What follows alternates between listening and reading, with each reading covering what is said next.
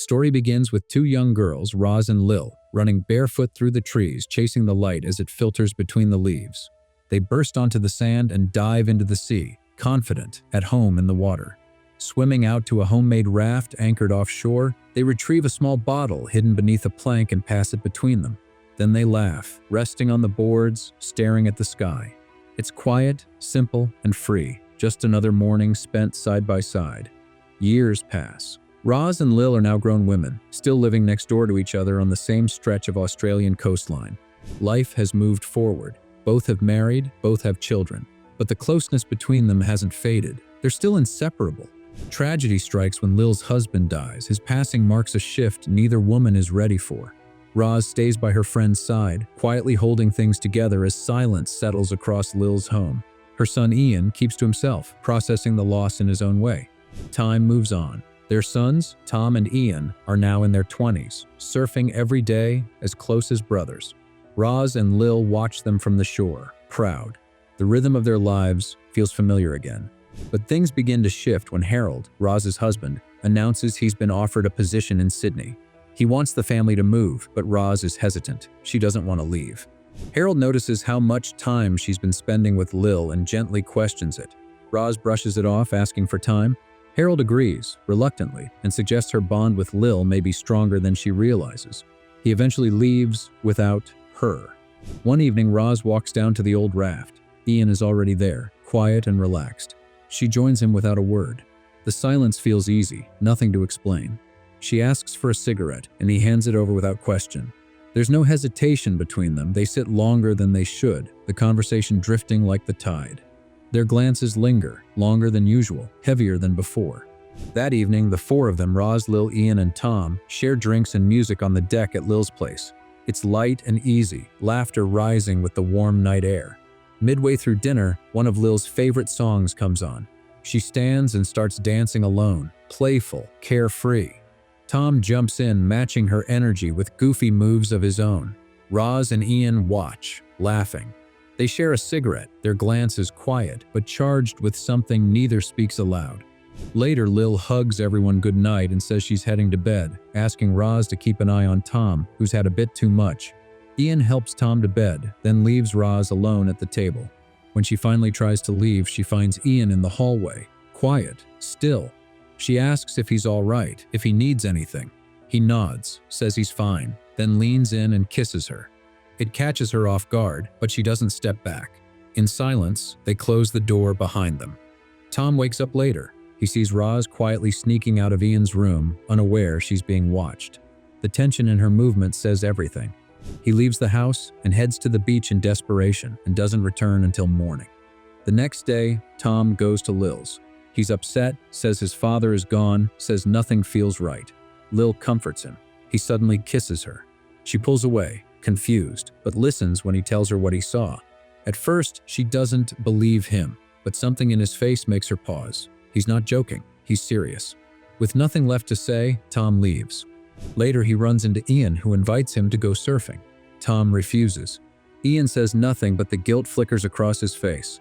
That day, Lil struggles to focus at work. The thought won't leave her. She watches Roz from a distance, but can't bring herself to speak. That evening, while Ian is with Roz, Tom returns to Lil's place. They talk late into the night about what's happened, what it means. She lets him stay. He sleeps in the guest room. But sometime before dawn, he quietly enters her room and slips into bed beside her, and she lets him stay. By morning, the line is crossed. Desire and confusion take hold, neither of them able or willing to stop. Tom eventually returns home. Roz waits for him, tension heavy in the air. She asks where he spent the night. Tom blurts it out, that he was with Lil, doing what Ian had been doing with her. Roz, stunned, slaps him. Tom says nothing and walks out, leaving her alone with a storm she can't begin to untangle. Later that day, Roz finds Lil at work. Away from their boys, away from home, they finally speak honestly. Both are ashamed of what has happened, how far things have gone. Roz insists they need to end it before more damage is done. Lil, heavy with guilt but just as torn, agrees. Roz returns home and tells Ian they must stop. It's over. Ian listens quietly at first, then protests. He pleads, saying he loves her, saying none of it feels wrong to him. Roz stays firm, even as Ian tries to close the distance between them. She asks him to leave, But Ian doesn't go far. Later, Roz finds him standing by the window looking out at the sea. She walks over and gently rests a hand on his head. He turns to her, the silence hanging. He leans in. She hesitates, but only for a moment, and this time they don't stop. Inside Lil's house, the same spiral is happening. Later that day, Roz and Lil sit together at a near-quiet cafe. The conversation is low but honest. Lil says she hasn't felt this good in a long time. Roz agrees. It's unsettling, but she doesn't want it to end. They know one day the boys might move on, and when that happens, they'll let go. Until then, they're not ready to step away. Some days later, Harold returns from Sydney for a visit. He notices the change immediately, the distance in Roz, the way Tom seems lost in thought. He asks Roz again to move with him. She refuses. Harold, frustrated and suspicious but without proof, leaves alone. Life continues. Ian starts working alongside his mother in her yacht-building business. Tom finds a foothold in theater, preparing for a future in Sydney. On the surface, things look normal, but underneath, the current is pulling harder. One afternoon at the beach, Tom and Ian break into a sudden fight in the water. It ends as quickly as it started, but the tension between them doesn't. When they return home, the air at lunch is stiff and silent. Ian stands first, muttering that he'll be waiting upstairs. Tom follows, telling Lil he'll be waiting for her too. Time passes. In their private world, the four find a strange kind of happiness, fragile, borrowed. Then opportunity comes. Harold offers Tom a position helping direct a theater production in Sydney.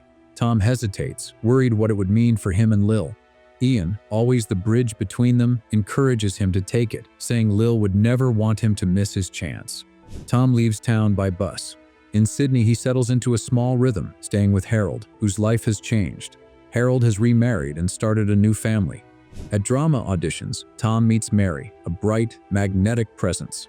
She reminds him of something he's almost forgotten: possibility. When Tom calls Lil later, he mentions Mary. Lil listens. She smiles at the right places. But inside, she feels the distance growing already. That evening, Tom walks Mary home. Their conversation flows easily. At the door, she takes him inside. A quiet kiss follows, natural and unhurried, and the night slips away with them. Back home, Roz and Ian still meet in secret, but she feels the distance growing, a quiet sense their time is fading. Meanwhile, Tom's production in Sydney ends. Ignoring Harold's suggestion to stay longer, Tom rushes home. He finds Lil, and without hesitation, their connection reignites. Soon after, Harold returns, bringing Mary with him to celebrate Tom's birthday. That evening at the party, under the glow of string lights, Tom introduces Mary to Lil. Their exchange is polite but stiff, the easy familiarity of old ties missing. Ian, quick to lighten the mood, asks Mary to dance, and Roz and Harold join them on the floor. Lil and Tom watch, smiling faintly, though the weight in Lil's chest is harder to hide.